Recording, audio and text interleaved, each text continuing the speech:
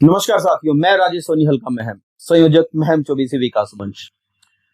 साथियों, मैं आपको जिस शख्सियत से इंट्रोड्यूस कराने जा रहा हूं वो किसी परिचय के मोहताज नहीं। हमने उनका पहले भी एक बार इंटरव्यू लिया है और आज दोबारा फिर हमें इंटरव्यू करने का उनका मौका मिला है। ये हमारे लिए बड़े सम्मान की बात है। हमारे अजीत अहलावत जी, जो कि किसी परिचय के मोहताज नहीं। खेल में ले लो या पॉलिटिक्स में ले लो या सामाजिक काम में ले लो, किसी भी काम में ले लो, अपना बढ़ चढ़ करके हिस्सा दिखाते हैं और उसमें पूरी पूरी भागीदारी भी दिखाते हैं। तो अजीत अहलावत जी, आपका यहाँ पर स्वागत है। बहुत बहुत धन्यवाद। आपके सभी दर्शकों को मेरा नमस्कार। अहलावत साहब, आपको खेल से ज्यादा जाना जाता है। खेल और खिलाड़ी का आपका चोली और दामन का साथ रहा। आपने खेल काफी लंबे समय तक किया। आप कौन सा गेम करते थे? 1990 में से पहले ये था कि भी कोई बड़ा ऐसा काम किया जाए जिसे बहुत बड़ी कामयाबी हासिल की जाए। तो ऐसा करते करते फिर पता नहीं कहां से ध्यान में आया। नहीं, लिफ्टिंग कौन सी करते थे आप? Power lifting, weight lifting? शुरू में तो क्या हुआ था, शुरू में वेट लिफ्टिंग ही की। अच्छा। लेकिन बाद में शरीर में इंजरी आने के बाद, शोल्डर था जो राइट शोल्डर, इसमें इंजरी आने के बाद जो एक इवेंट होता है जर्क, उसके लिए बॉडी अनफिट होगी क्योंकि रोड झुक जाती है। अच्छा। तो मजबूरी बस फिर पावर लिफ्टिंग की तरफ आना पड़ा। ये कंबाइंड इवेंट होता है। अब जो वेट लिफ्टर वही पावर लिफ्टर, जो पावर लिफ्टर वही वेट लिफ्टर, फिटनेस होनी चाहिए। वैसे दर्शकों, मैं आपको एक बात बताता हूं कि पावर लिफ्टिंग और वेट लिफ्टिंग के जन्मदाता अगर कोई है तो हमारे अजीत अहलावत जी हैं। हम बड़े गर्व से कहते हैं कि अजीत अहलावत जी हमारे उस्ताद, इसमें कोई दो राय नहीं। क्योंकि पावर लिफ्टिंग और वेट लिफ्टिंग इन्होंने ही स्टार्ट की थी। तो आपने पावर लिफ्टिंग फिर स्टार्ट की, इसमें कुछ आपने कोई मेडल्स वगैरह, कोई डिस्ट्रिक्ट, स्टेट, नेशनल कहीं तक पहुंचे आप? या देखिए, नेशनल के मेडल आए, नेशनल के मेडल लगातार आए और से फिर वर्ल्ड कप के लिए तैयारी भी। जोहान्सबर्ग में 1997 में आज भी वो रिकॉर्ड मेरे जहन में है। वहां पे मुझे कोचिज ने बताया था, अगर आप 300 की जैसे वो जो डेड लिफ्ट होती है अगर वो लगा देंगे तो वक्त में 325 के आसपास। तो मैंने कहा था कि कोच साहब, मैं तो गोल्ड पक्का करके, जैसे उस वक्त गोल्ड आया 302 का, तो मैं यहाँ लिफ्ट करता था 325। तो गोल्ड, वर्ल्ड कप का गोल्ड बिल्कुल निश्चित था। निश्चित क्या, मैं तो वर्ल्ड रिकॉर्ड की तरफ बढ़ रहा है। और उस वक्त जो पीछे माफ कीजिए 67 की जो कैटेगरी होती थी, आप बॉडी वेट की, जो 60 से 67 जो टाई बनती है, बिल्कुल। और वहां आज भी 352 या कुछ समथिंग रिकॉर्ड है। मेरी स्पेलिंग आती है, मैं बिल्कुल उसके नजदीक था। मैंने प्लान किया हुआ था कि मैं इसमें जो सर्जरी बुक का होते थे, पॉल वाल्टर रसिया की, तो उन्होंने पूरे वर्ल्ड में 35 वर्ल्ड रिकॉर्ड बनाए। मेरी इच्छा थी कि मैं 35-36 वर्ल्ड रिकॉर्ड बनाऊं, उसके बाद फिर आगे सोचेंगे। और बिल्कुल नजदीक था और बहुत काफी गेम मेरे अंदर बचा हुआ था। बहुत आसान था मेरे लिए। परिस्थितियां ऐसी बदली कि शरीर में इंजरी आई, हाथ में इंजरी आने के बाद, लेकिन बैकअप नहीं हो सका क्योंकि लीग जब होती है खिलाड़ी की, अगर वहां खिलाड़ी को कुछ आते गड़बड़ हो जाती है किसी भी तरह की, तो वापसी बड़ी मुश्किल होती है। तो वापसी में नहीं कर पाया। लेकिन हमेशा इस बात का एक चीज और है, क्योंकि कहा जाता है कि भी खिलाड़ी पालना एक हाथी पालना है, जहां तक मैं मान के चलता हूं। क्योंकि इसकी डाइट भी बहुत ज्यादा होती है, रेस्ट भी बहुत ज्यादा चाहिए। पूरी तरह से ये मान के चलना कि एक तरह से सारा कुर्बा कमाएगा और एक को पालेगा। क्या ये सही है?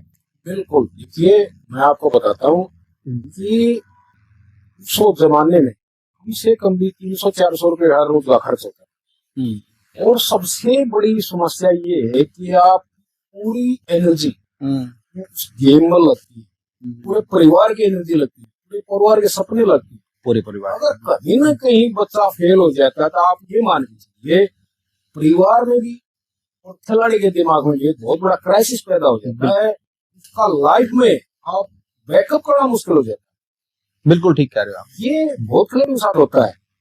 तो अगर वहां और भी मुश्किल है कि जहाँ श्योरिटी कामयाबी 100% हो, 7% जहाँ कामयाबी है, अगर वहां गड़बड़ हो जाती है खिलाड़ी के साथ तो परिवार भी क्राइसिस में रहता है और पीछे चला जाता है।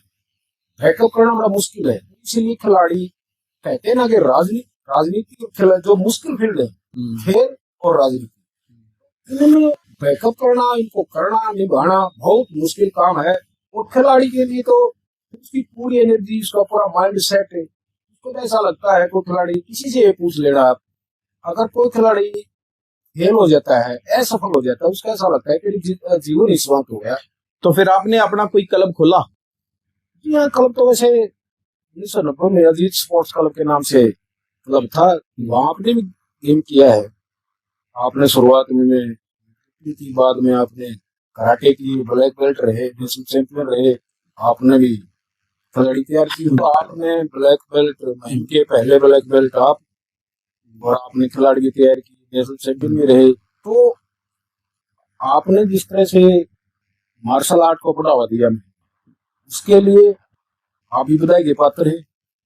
और सुमन जी होते थे, वो भी आपके साथ करते थे, राजेश जी होते थे, वो भी करते थे, तो एक और भगत सिंह जी होते थे, वो भी करते थे। जमाना अलग था, वो यादें अलग थी, टाइम अलग था, सपने अलग थे। और मैं तो हमेशा कहता हूँ, आज भी कहता हूँ, मैं तो उसी जिंदगी को जी रहा हूँ।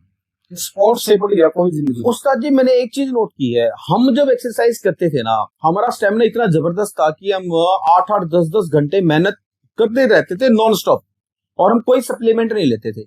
मगर आज का ये दुर्भाग्य है कि कोई भी बच्चा चाहे जिम में ही चला जाए, 2 दिन जाएगा, तीसरे दिन जाएगा, चौथे दिन जाएगा, जाते ही वहां पे सप्लीमेंट के डब्बे हाथ में पकड़ा देंगे, लो जी।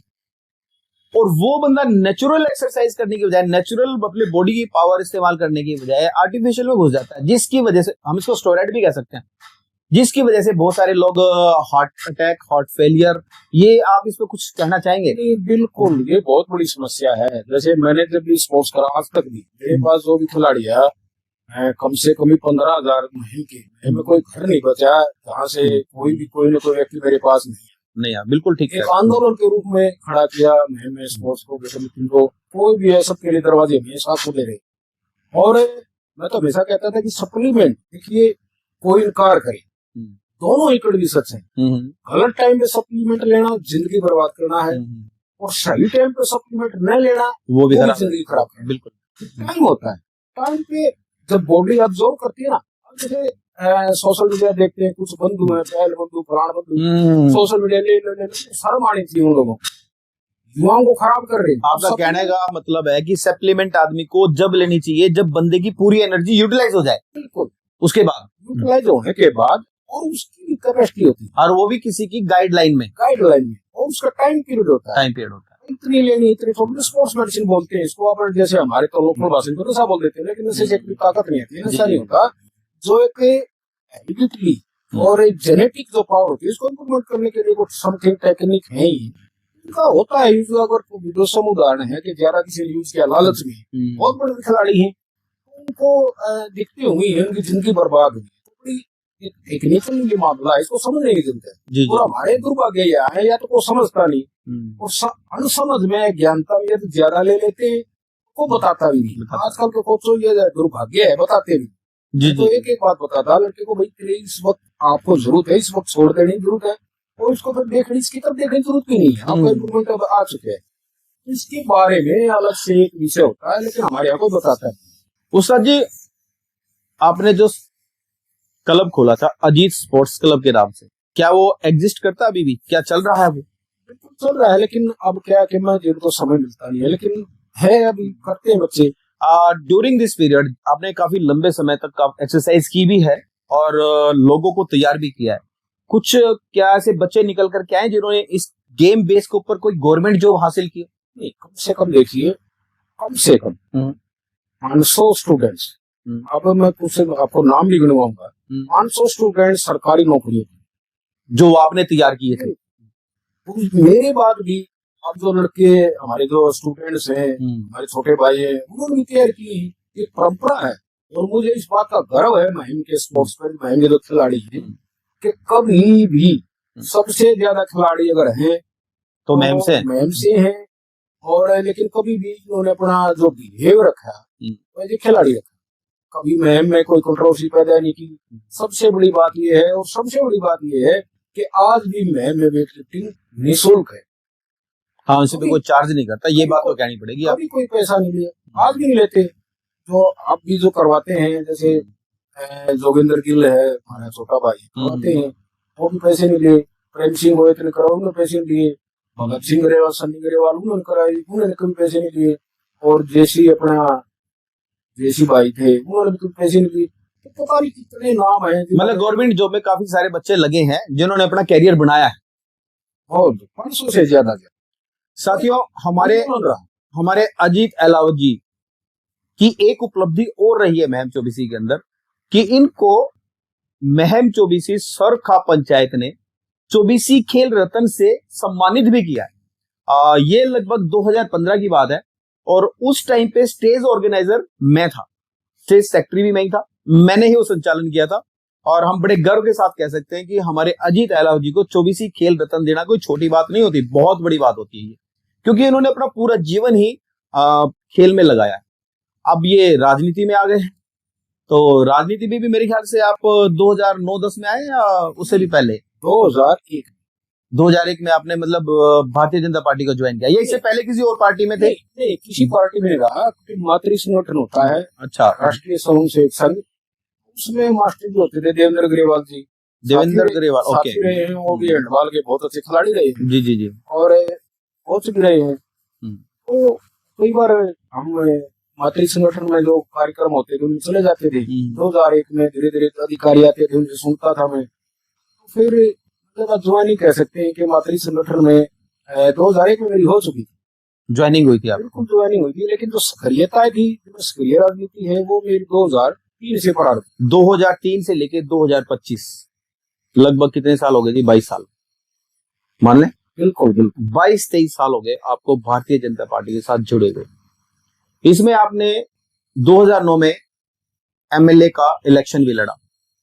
हाँ, 2009 भारतीय जनता पार्टी की टिकट पे। बिल्कुल, आपने उस टाइम पे इलेक्शन लड़ा जब महम के अंदर कोई भारतीय जनता पार्टी को, महम ही क्या पूरे हरियाणा के अंदर भी कोई जानने वाला नहीं था। कैसा महसूस किया आपने उस टाइम? देखिए, मेरा स्वभाव रहा है हमेशा ही, जब स्पोर्ट्स किया, जब कभी भी लाभ आने के बारे में पता नहीं भगवान ने इतनी ताकत दिल और दिमाग में क्यों दे रखी है, कभी मैं लाभ आने के बारे में सोचता नहीं।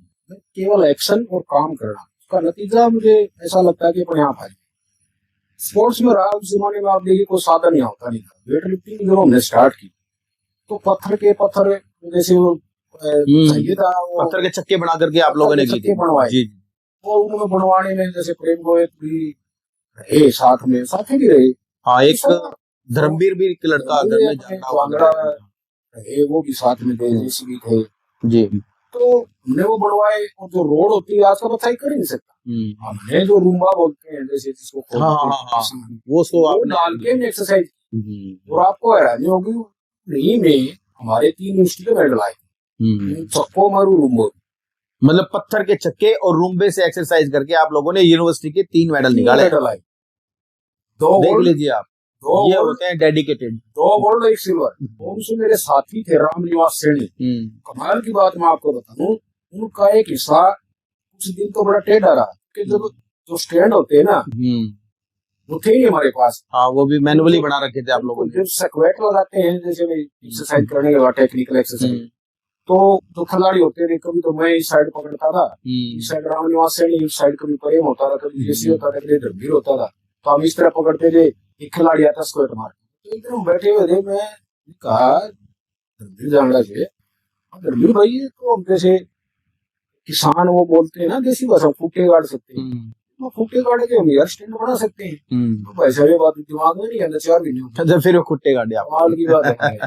वो उसके बाद वो फुटे गाड़े। रामनिवास सोनी बोला, भाई साहब मेरे तो अपने हिसाब अंगे करवा दी। वैसे ऐसे इंसान आदमी रहे, उन्हीं की बदौलत में स्पोर्ट्स इतनी आगे आया है। 15,000 बच्चे ट्रेनिंग हुए हैं बेइंतहा। अब जैसे दीना गोयत है, अपने प्रेम सिंह गोयत, मिसिज प्रेम सिंह भी खुद जिला के सेक्रेटरी रहे, उनकी मिसिज आज CISF में चीफ कोच है। वो भी राष्ट्रीय खिलाड़ी रहे, और अपना विजय रोहरा नेवी के चीफ कोच रहे, मतलब सारे गेम बेस के ऊपर ही रहे हैं। बिल्कुल। और काफी अपने जैसे राजेश गोयल वकील हैं, वो भी वेटलिफ्टर रहे। अच्छा। हाँ हाँ, प्रदीप ढाका साहब। वैसे लगता तो नहीं कि राजेश गोयल का फिगर तो ऐसा नहीं कह रहा कि वो नहीं, वो क्या था कि नेचुरल जैसे थाइज थी, थाइज उनकी नेचुरल थोड़ी ही हैवी थी। अच्छा अच्छा। तो उनके 2-3 मेडल आए हैं। उसके बाद एलएलबी की तो अपने उन्होंने अपने वही पेशा बना लिया उन्होंने। पेशा उनका, लेकिन वो वेटलिफ्टर रहे। प्रदीप ढाका जी भी ग्राउंड पर काफी बार काफी समय तक रहे। अच्छा अच्छा। तो पूरी मुहिम की उस वक्त की जो जनरेशन थी ग्राउंड पे रही है, और सबके लिए खुला था, कहीं लगता नहीं था। खैर आपने उस टाइम पे लोगों नवयुवकों को जल्दी से बिगड़ने तो नहीं दिया, इसमें कोई दो राय नहीं, और मेहनत करनी सिखाई आपने। पूरी जैसे वाल्मीकि समाज है, दानक समाज है, सम्मानित समाज कम्युनिटी है, पूरा राउंड ऐसा लगता था उस जमाने को याद करते। और कमाल की बात ये थी कि कभी किसी में कोई कंट्रोवर्सी नहीं, 1000-2000 नौजवान इकट्ठे रहे, कभी कोई कंट्रोवर्सी नहीं, कोई बात नहीं, मेल जोल अच्छा था। बिल्कुल उस जमाने को याद करते हैं, तो कमाल की बात। आप राजनीति में बताइए, मैं ये पूछ रहा था कि आपने 2009 में जब इलेक्शन लड़ा तो ये इलेक्शन कैसे टिकट लेने के लिए गए थे, या वैसे हरियाणा में कहते हैं कि बिल्ली के भागते छिक्का टूट गया, क्यों था ये मामला? नहीं, देखिए इच्छा थी, गेम इज ओवर, गेम तो रहा नहीं था, सिखा रहा था, तो मुझे कुछ करने के लिए चाहिए था। अब वो क्या, तो फिर ऐसा लगा भी थोड़ा बहुत सर्कल है, नौजवान मानते हैं, तो शायद राजनीति में कुछ हो जाए। अब जब चुनाव लड़ा तो कई बार ऐसा होता था कि मुहिम में 2 ही व्यक्ति ऐसे हुए आज तक, हो सकता और भी कोई हो, कि जिन्होंने मुहिम से एक ही बार में 60 गाड़ियां ली। अब स्वर्गीय अनिल दुआ जी मेरी नजर में, और आपने भी राजनीति की, शायद आपने भी, तो मैं आराम से भर देता था 60 गाड़ियां 70 गाड़ियां। तो लोग कहते थे पैसा की तो बहुत ज्यादा हो जाती है, लेकिन बाद में टिकट की इच्छा हुई, लेकिन उस वक्त भी 5 दावेदार थे, तो मिल गई, चुनाव लड़ा। दिमाग में ये तो था ही नहीं कि कितने वोट आएंगे या नहीं आएंगे, क्योंकि मुहिम से अनिल दुआ जी भी चुनाव लड़ रहे थे। अब वो राजनीति में देखिए फर्क होता है, इसी वो सेटल थे और मैं तो नया था, लेकिन फिर भी चलो बड़ा साफ सुथरा चुनाव लड़ा और यात्रा आगे निकली। तो 2009 में चुनाव लड़ने के बाद आप बीजेपी के साथ टच में रहे ही हैं और अब तक टच में ही हैं, मैं गलत तो नहीं कह रहा? समय समय पर आपने पार्टी का पूरा पूरा योगदान दिया है, गलत तो नहीं कह रहा? मगर ऐसा क्या रहा कि जिस टाइम पे आपने 2009 में टिकट ली, लोगों का कहना है, मैं नहीं कहता, कि जब 2009 में टिकट मिली अजीत अहलावत जी को, उस टाइम पे टिकट लेने वाला कोई था नहीं, लोगों का कहना है। सुनिए आप, अब जब आप की पार्टी पूरी तरह से स्टैब्लिश हो चुकी है, तो सुनने में आया है कि आप कहीं ना कहीं उपेक्षा का शिकार हो रहे हैं, आपको अभी तक वो सम्मानित पद हासिल नहीं हुआ है भारतीय जनता पार्टी में। इतने साल तक आपने डेडिकेटेड वर्कर होकर के जो काम किया है, क्या कारण है? कहीं ऐसा तो नहीं कि भी कोई गुटबाजी हो आपकी पार्टी में, या आपको अनदेखा किया जाता हो, या फाइनेंशियली वीक हुआ, या कहीं आगे चढ़ावा ना चढ़ाया जा रहा हो? ये भी मैंने सुनने में आया कि भाई चढ़ावा चढ़ाया जाए, तो ऐसा कुछ होता है कि आपकी पार्टी में ऐसा? नहीं, देखिए मैं इसका पूरा जवाब देता हूँ, ऐसा कुछ नहीं है। कई बार परिस्थितियां बढ़ती हैं कि 2012 में मैं जिलाध्यक्ष भी बना हूँ, लेकिन बाद में फिर कुछ हालात ऐसे बने कि सुबह एक साथी को डिक्लेयर कर दिया गया। ये होता है। देखिए अलाउद्दीन जी, एक मिनट सुनिए सर, मैं बताता हूँ। किसी भी पार्टी में, कोई भी पार्टी हो, चाहे भारतीय जनता पार्टी हो, कांग्रेस पार्टी हो, बहुजन समाज पार्टी हो, या कोई भी पार्टी हो, अगर आपको इसमें कोई हल्का प्रधान, जिला प्रधान, या कोई जिला सचिव, हरियाणा प्रदेश सचिव वगैरह बनाया जाता है, तो ये पद मान के चलना, ये खर्चे के पद होते हैं सर। आप लोगों को वही कुछ न कुछ खर्चा ही करके आगे जाना पड़ता है, क्योंकि आपको घर बैठे तो काम चलेगा नहीं, निकलना पड़ेगा आपको। मगर मैं ये कह रहा हूं कि जब पार्टी पूरी तरह से स्टैब्लिश है, तो आपको कोई राजनीतिक पद क्यों नहीं मिला अब तक? जिसके आप जो या आप डिजर्व नहीं करते, या नहीं, आप क्या मान के चलते हो, डिजर्व करते हो या नहीं करते, पहले आप ये बताइए। को डिजर्व करता हूँ, लेकिन डिजर्व करते हो तो आपको क्यों नहीं मिला अब तक? मेरी बात सुनिए, 2014 में स्टेट के चेयरमैन के लिए अप्रूव नॉमिनेट था, लगभग कौन से चेयरमैन के लिए? स्टेट चेयरमैन के लिए, तो वो संगठन में नाम होता है, हम्म, तो इसका ऑन कैमरा वो बात में इस तरह नहीं बता सकता, वो लगभग तय था। होती है कई बार परिस्थितियां होती हैं कि ज्यादा आदमी अगर मेहनत करे, कई बार हालात ऐसे हो जाते हैं, लेकिन मुझे इससे कोई आशा निराशा नहीं। तो इसका मतलब कहीं ना कहीं आप राजनीति के शिकार हो गए ना? देखिए, राजनीति का शिकार तो नहीं कहूंगा, हालात होते हैं, नहीं, इसको राजनीति का शिकार बोलते हैं। देखिए होता है, सभी के साथ होता है, और मुझे इससे कोई दिक्कत नहीं। देखिए, दो ही बातें हैं, या तो आप डिजर्व नहीं करते या आप राजनीति का शिकार हो चुके हैं, दोनों में से क्या है? मैं तो राजनीति का शिकार, लेकिन मैं डिजर्व करता हूँ, होता है, सबके साथ होता है, और उनसे क्षण के निकलने के बाद ही आदमी, अगर आप डिजर्व करते तो सुनिए, आप ये परिस्थिति हर इंसान को झेलनी पड़ती है। कोई नहीं, कब तक अलावा जी? आएंगे। अब देखिए, अभी ना आपको अब तक ना तो किसी मार्केट कमेटी का चेयरमैन बनाया गया, ठीक है, ना ही कोई बोर्ड ऑफ डायरेक्टर कहीं का बनाया गया, ना ही कहीं का डायरेक्टर बनाया गया। ये क्या मान के चलेंगे? सुनिए, दो ही चीजें हैं राजी। अब या तब जैसे मैं जला देख रहा हूँ, सन मोर्चा संगठन पद रहे हैं, और पद का तो मुझे कोई मनाही आदमी नहीं, लेकिन जहाँ तक ये आप बात कर रहे हैं तो सरकार में वो हो जाएगा, और होता है, ये परिस्थितियां अब सभी के साथ होती है। किसी को जल्दी इनसे निकल जाता है, किसी को थोड़ा सा वक्त, उसका मुझे ज्यादा वक्त लग गया हो, लेकिन मुझे विश्वास है कि अभी भी आप ये कह रहे हो सकता है, लोग ये कह रहे हैं कि अब तक मिलना चाहिए था। आपके पीछे लॉबी खड़ी है, आपके समर्थक खड़े हैं, आपके सपोर्टर हैं, वो मैं उनका ऐसा मानता हूँ सभी का, लेकिन देखिए है, ये चीजें हो जाती है सभी के, किसी को जल्दी, किसी को थोड़ा सा समय लग जाता है, लेकिन ये चीज होंगी। और आज भी ये पार्टी का ही निर्णय है कि आज मैं यहाँ जैसे पार्टी का काम देख रहा हूँ और पूरा प्रशासन संभालता हूँ। अब आप देख रहे हैं लगातार 8-9 महीने से लगातार जितने भी मैं सब देख रहा हूँ, तो ये पार्टी का निर्णय, पार्टी तो कभी थोड़ी बहुत ऊपर नीचे हो जाती है, कभी इंसान को थोड़ा सा बर्दाश्त करना चाहिए, और ये कैपेसिटी भगवान ने मुझे दी है। मतलब आपको पार्टी से किसी तरह की कोई शिकवा शिकायत नहीं है कि पार्टी जो करती है ठीक करती है? कोई शिकायत नहीं है, लेकिन ये मुझे पता है कि कहाँ क्या होता है, वो हो जाती है थोड़ी ऊपर नीचे, तो ये ज्यादा इंसान को थोड़ा सा ऊपर जाने के लिए, अच्छा नेता बनने, तो ये चीजें थोड़ी सी सहन करनी चाहिए। तो खिलाड़ी में विशेष गुण नहीं, खिलाड़ी मान गया, मैं आपकी बात बिल्कुल मान गया, मगर मुझे एक चीज तो ये थी ना कि रिजल्ट ओरिएंटेड तो होना चाहिए ना, कोई रिजल्ट तो आए। बात से मैं 100% सहमत हूँ। अब जैसे टिकटें है, टिकट जैसे अब दे दी गई तो होता है नहीं, क्यों दे दी गई पार्टी का पता तो चल, फिर वही रहा किसी से, तो उसका थोड़ा सा देखो खामियाजा भी भुगतना पड़ा। अनदेखी का शिकार, अनदेखी का शिकार हुए। नहीं, दीपक हुड्डा को टिकट दी गई, आपको नहीं दी गई। दीपक हुड्डा को मैम हल्के में जाने वाला कोई नहीं था, आपके समर्थक थे, मगर आपको टिकट मिलेगी कि नहीं मिलेगी? मैं एक बात कहता हूँ, इस लड़की को टिकट देके गलत में धकेल दिया महंगी विधानसभा, ये सच्चाई। लेकिन आपने विरोध क्यों नहीं किया? विरोध करने से कोई फायदा नहीं, आपने बतेरे कांग्रेस के पुतले फूके थे आप लोगों ने, इसका मतलब ये हो गया कि आपकी पार्टी जो करेगी वो ठीक करेगी। देखिए, इतना बड़ा संगठन है, उसका कोई निर्णय होता है, सोच समझ के होता है। हम पर्सनली तौर पर व्यथित हो सकता हूँ, मुझे लग सकता है गलत निर्णय है, लेकिन ऑल ओवर हम कहीं देखते हैं, कहीं ना कुछ तो उसका मतलब होता है। कई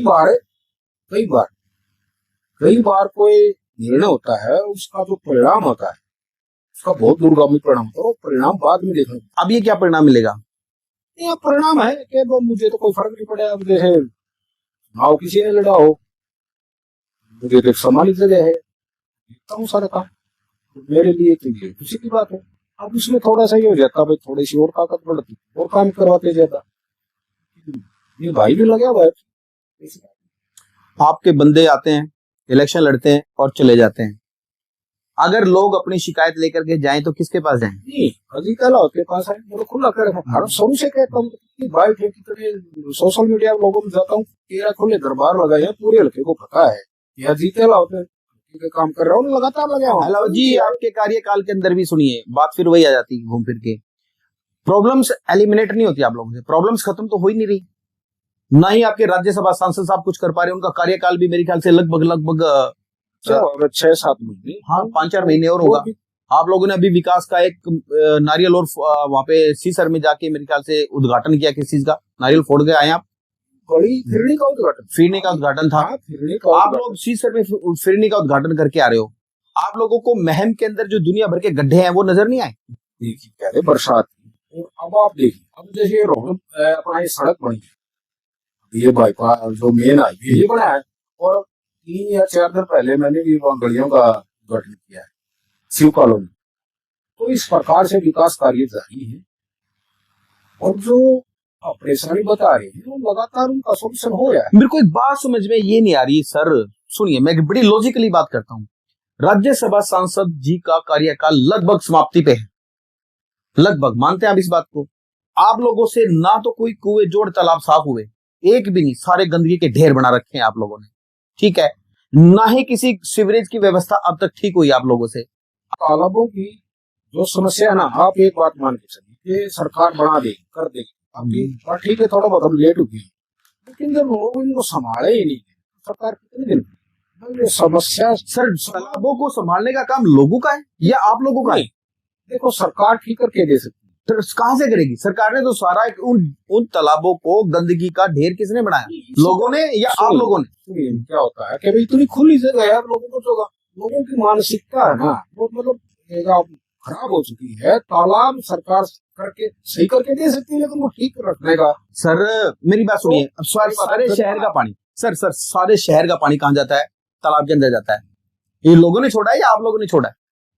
मेरी बात सुन, जब क्या है, अब पहले हम इनको यूज करते, आप यहाँ महम की बात नहीं, पूरा हरियाणा में आप महम की बात कीजिए सर, हरियाणा की बात मत कीजिए, पूरे महम की बात कर रहे हैं। इससे रिलेटेड मामला। अब जो तालाब है ना, तालाब किसी के पशु वहाँ पानी पीने नहीं जाते, अभी क्यों खराब हो? जैसे आप तालाब की बात मैं आपकी मानता हूँ रखते, अब जैसे कुएं थे हमारे, क्यों खराब हुए? पानी लेने को जाता नहीं, वेस्टेज खराब होंगे। इसी प्रकार से तालाबों का जो कड़ा लोगों ने छोड़ दिया, अगर इनमें भैंस अपने जो पशु थे अगर वो आते जाते, खराब ही नहीं होते। तो इसका मतलब नहीं, एक मिनट, अगर लोग बाग उन तालाबों को इस्तेमाल नहीं करेंगे, उनके डांगर पशु नहीं जाएंगे, तो आप लोग उनको गंदगी का ढेर बना देंगे क्या? आप उसके अंदर शहर की गंदा पानी छोड़ देंगे उसके अंदर? देखिए मैं ये नहीं कह रहा, तो एक स्पेस मिल जाता, तो इसीलिए वो स्पेस बनाया। सुनिए मैं मानता हूँ इस बात को आपको, लेकिन पूरे हरियाणा प्रदेश में तालाबों को सरकार ठीक करेगी, और बहुत जल्दी इन तालाबों की जो आप बता रहे हालात ठीक हो जाएगी। लेकिन इनके लिए जिम्मेवार आप देख लेना, ठीक कर देगी सरकार, लेकिन उससे कुछ देर बाद उपयोग ही नहीं होगा, चीज खराब हो। सर अगर आप उसको कोई बढ़िया पर्यटक स्थल बना करके दे देंगे, कोई झील बना देंगे, कुछ और कर देंगे, तो लोग अब जाएंगे देखने के लिए। उस गंदगी में जाएगा कौन? आपको वैसे तो आपका पीडब्ल्यूडी डिपार्टमेंट ये आपका लार्वा ढूंढता फिरता है लोगों को, मतलब घर में के अंदर, कूलर के अंदर, पानी के अंदर लार्वा ढूंढता है क्या? वहां उस जोड़ के अंदर, जितने भी महम के अंदर जोड़ है, तालाब है, उसके अंदर लार्वा नहीं है क्या? बिल्कुल लार्वा है। फिर क्या हमको वहां दिखाई नहीं दे रहा? देखना चाहिए, और इस बारे में भी सच्चाई से देखेंगे। और जो आपने समस्या बताई, ये है रियल में समस्या है, और ये सरकार और जनता को मिलकर के जो तालाबी समस्या, इसका समाधान हो जाएगा। लेकिन ये सामाजिक समस्या है, तो लोगों के मन में ये नहीं है। अब सफाई को ले लीजिए, कहाँ कूड़ा डालते हैं, जब ट्रैक्टर आता है तो कितने केसेस आपको बताऊं कि अगर प्लाट खाली है तो सारा कूड़ा वहां डालने शुरू हो जाएगा। जब ट्रैक्टर्स आते हैं ट्रैक्टर डालना चाहिए। आपके ट्रैक्टर का आने जाने का भी टाइम फिक्स नहीं है अलावत जी, कभी आएंगे 7 बजे, कभी आएंगे 8 बजे, कभी आएंगे 9 बजे। चलो उसका कोई टाइम टेबल फिक्स नहीं है। देखिए उसका तो आप जो वार्ड के जो लोग हैं उसका तो टाइम फिक्स करवा सकते हैं, कोई बड़ी बात नहीं।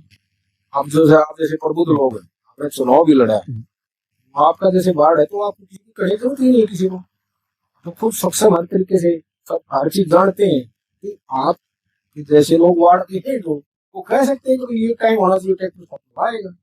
वैसे अलावा साहब मैं एक बात बताता हूँ, मतलब हमें ये शिकायत है कि पिछले 11-12 साल से लगातार आप लोगों की सरकार है ना, मानते हो ना? क्या ये थोड़ा टाइम पीरियड होता है कि किसी हल्के को चमकाने के लिए? बहुत लंबा समय है। और मैं आपको बात बताऊं, पहले जो पैटर्न रहा ना, अब पहले की बात मत कीजिए सर, 11-12 साल के अंदर बच्चा है ना जवान हो जाता है, और आप फिर भी पिछली बातें उठा करके लाते हो। मेरी बात सुनिए, लगी हुई अब यहाँ की जो डिमांड है ना भाई, एक तो अपना बस स्टैंड की है, बस स्टैंड की है सबसे बड़ी डिमांड है। हमारा वहां जो बस स्टैंड बना वो फेलियर रहा।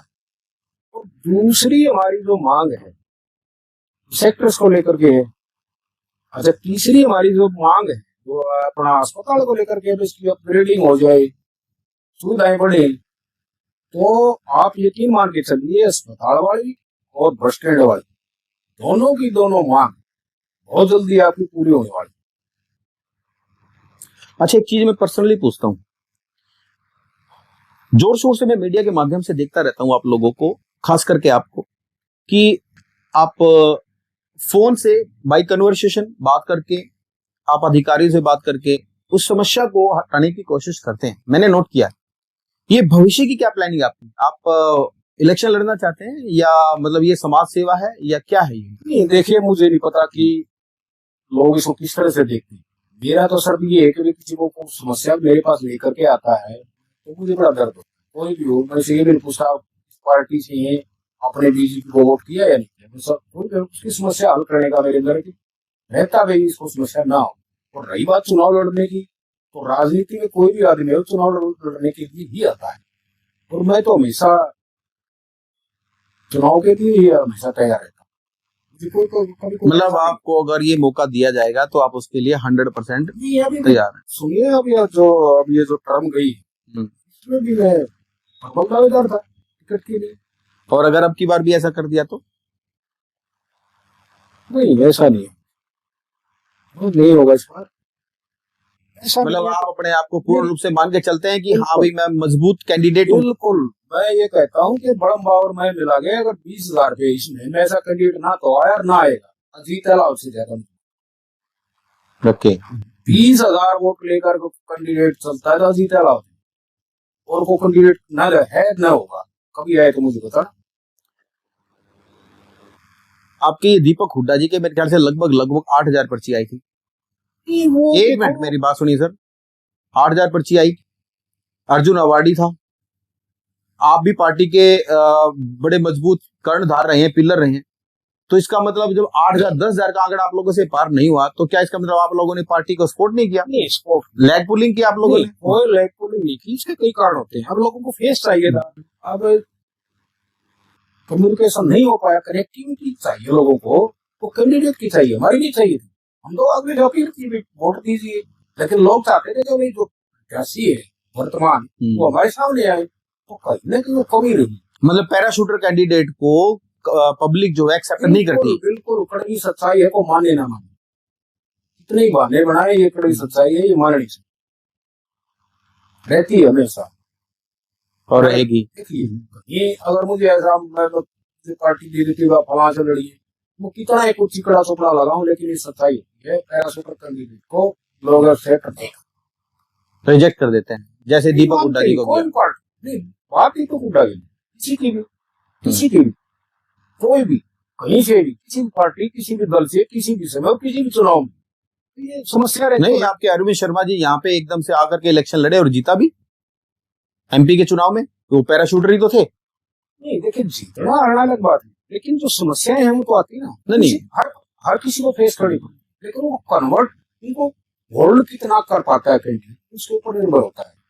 हमने तो पूरी कोशिश की, मैं तो आप पूछ रहे ना, दीपक हुड्डा है लगातार 24 दिन उनके साथ रहे, बिल्कुल दिन रात मेहनत, और कोई अजीत अलावत, मैं कहता हूँ ठोक के आपके सामने, अजीत अलावत न किसी पार्टी में गया न जाएगा, न मेरे किसी और किसी नेता को संबंध। अजीत अलावत ने जीना बीजेपी, मरना बीजेपी में, चाहे आपका मान सम्मान हो या ना हो। मान सम्मान में कोई कमी नहीं। मगर लोगों का कहना है कि आपको वो पद नहीं मिलता जिसके लिए आप डिजर्व करते हैं। ये जिनको ज्यादा प्यार है ना, उनको लगता है चलती है, ये चीजें हैं। नहीं, जब लोगों की भावनाएं आहत होंगी तो कब तक आपके साथ रहेंगे? नहीं, देखिए, वो होता है, उनको मना लेंगे, ऐसी बात नहीं, राजनीतिक कार्यकर्ता समझते हैं, और ऐसी बात है दीपक हमारा भाई है, पहले भी हम मिले हैं, और खिलाड़ी में भी खिलाड़ी, छोटे बड़े भाई की तरह, तो ऐसी कोई समस्या नहीं है। लेकिन वो कनेक्टिविटी की जो समस्या थी, कम्युनिकेशन की जो समस्या और रही होती, सबको फेस करनी पड़ी। तो मतलब ये है, आपका कहना है कि अगर अब की बार चुनाव की बात आती है तो आप फिर से अपने आप को मजबूत दावेदार के तौर पर पेश करेंगे भारतीय जनता पार्टी की तरफ से? मैं तो हमेशा ही दावेदार, हमेशा ही तैयार, 24 घंटे, इसीलिए मैं चुनाव लड़ी, तो अपने आप फेस बढ़ जाता है। अच्छा, एक चीज और मैंने नोट की है हमारे संत महंत महंत सतीश जी महाराज भी, वो भी कैंडिडेट के तौर के ऊपर काफी हाँ हाँ हाँ, अपने आप को प्रोजेक्ट करते हैं। हाँ बिल्कुल है वो, मतलब है हाँ बिल्कुल अच्छे आदमी और बहुत शरीफ आदमी। मेरा उनका तो छोटे बड़े भाई, अच्छा, बहुत बड़ी रियलाइजेशन के साथ। मतलब जिसको टिकट मिलेगी आप उनको सपोर्ट करेंगे, आपको मिलेगी तो वो करेंगे और उनको मिलेगी तो प्रॉब्लम हम तो किसी को भी देखिए, वो व्यक्तिगत मामला हो सकता है नाराजगी का, यहाँ लेकिन काम करें, काम करें। दीपक हुड्डा के लिए काम किया, जीता लाओ ने, कोई मना नहीं, 24 घंटे दिन रात। और मेरी मतलब ये है कि आप लोगों की टिकट तक फाइट है, टिकट मिलने के बाद जिसको टिकट मिलेगी फिर उसके लिए लड़ाई होगी। बिल्कुल वहां तक बात थी। और ये तो चलो एक भावना होती है, भावना अलग हो सकती है, लेकिन जो हमारा जो एक्शन होगा ना वो पार्टी के हित में होगा हमेशा। कई बार होता क्या है कि जिस तरह से आप लोग कोई युद्ध की तैयारी कर रहे हैं, इलेक्शन लड़ना भी एक युद्ध ही होता है सर, उस युद्ध के अंदर जब तक घर से आदमी तैयार ना हो, घर वाले तैयार ना हो, तो उस युद्ध को जीतना बड़ा मुश्किल सा हो जाता है। मैंने तो ये फेस किया है। मुझे ये बताइए कि आप जब इस राजनीति में आए हैं तो आपको घर से कहीं कुछ सपोर्ट मिलती है, या मतलब यूं कहेंगे जा भाई तू कितने भी जा मारी उड़ता है? देखिए कहां तक सपोर्ट मिली आपको घर से? देखिए कितना ही बड़े व्यक्ति घर की सपोर्ट के बगैर राजनीति करी। राजनीति क्या, अगर विशेष आदमी का फील्ड है, कोई सामाजिक फील्ड है, राजनीति का कोई भी फील्ड हो, कर ही नहीं सकता। और मेरे को तो बहुत ज्यादा सपोर्ट है परिवार का, तो मैं पूरी जिंदगी निपटार नहीं सकता। और सबसे सभी की माएँ अच्छी होती हैं, सबकी होती हैं, लेकिन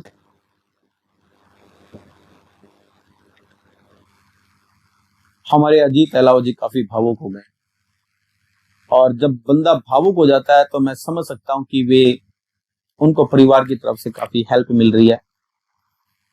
कोई बात नहीं अजीत अलावा जी, मैं समझ सकता हूं अपनी भावनाओं को। कूल डाउन, कोई नहीं, शांत, पानी पीजिए। मैं माफी चाहूंगा। कोई नहीं, पीजिए आप।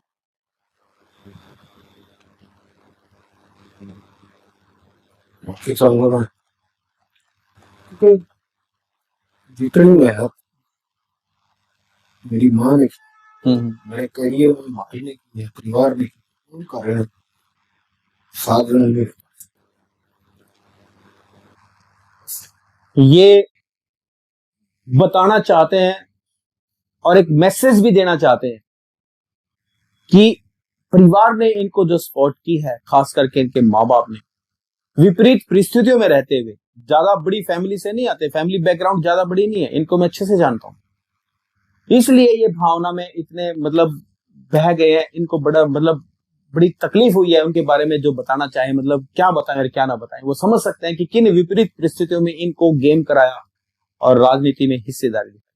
कोई बात नहीं अजीत अलावा जी, हम इस टॉपिक पे ज्यादा बात नहीं करेंगे। बस साथियों, ये थे हमारे आदरणीय अजीत अलावा जी, 24वीं खेल रत्न से सम्मानित हमारे बड़े भाई। बहुत ही सम्मान करते हैं हम इनका। इन्होंने बड़ी मेहनत की और अपनी पूरी खेल यात्रा और राजनीतिक यात्रा से हमें अवगत कराया और बताया, और उम्मीद करता हूं कि आप इनकी भावनाओं की कदर करेंगे। और अगर ये इलेक्शन लड़ते हैं, परमात्मा करे इनको टिकट मिले, पर मुझे नहीं पता मिलेगी कि नहीं मिलेगी। मिलती है तो बहुत अच्छी बात है, पर नहीं मिलती है तो फिर उन्होंने बताया कि हम जिसको टिकट मिलेगी उनको सपोर्ट करेंगे। आप कुछ जनता से कहना चाहेंगे सर, हमारे आपके अपने चाहने वालों से? नहीं, बस मैं तो ये कहना चाहूंगा, अच्छा करिए, अच्छे रहिए, अच्छे विचार रखिए, सोच रहिए, साफ रहिए, ध्यान रखिए, और जो आपको अच्छी पार्टी लगे तो सपोर्ट कीजिए। अच्छा काम करे वो अच्छा लगना भी चाहिए। Okay sir, thank you very much, thanks a lot. नमस्कार सर।